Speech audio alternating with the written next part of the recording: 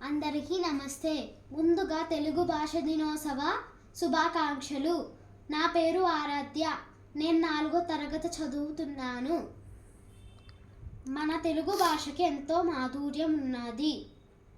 August 29వ తేదీన మనకి ఒక ప్రత్యేకత ఉన్నది. ఆ ప్రత్యేకతే గిడుగు రామూర్తి పంతులు గారి పుట్టినరోజు. ఆయన చేసిన కృషికి ఎంతో గొప్పతనము ఉన్నది. విద్యార్థులకు సులువుగా పాఠాలు అర్థమవ్వాలని మనము రోజు మాట్లాడే ఇంట్లో భాష తెలుగు భాష, ఇంకా మన స్కూల్లో ఉండే పాఠాలు ఒకేలా ఉండాలని తనొక కృషి చేశారు. ఆ కృషి ఎంతో గొప్పది. విద్యార్థులకి సులభంగా ఇప్పటి నుంచి స్కూల్ పాఠాలు అర్థమవుతున్నాయి.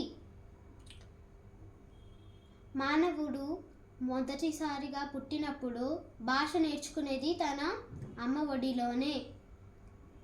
ఈ సృష్టిలో ఎన్నో జీవరాశులు ఉన్నాయి, కానీ ఆ ఒకే ఒక మానవుడికి మాత్రమే భాష అవసరము.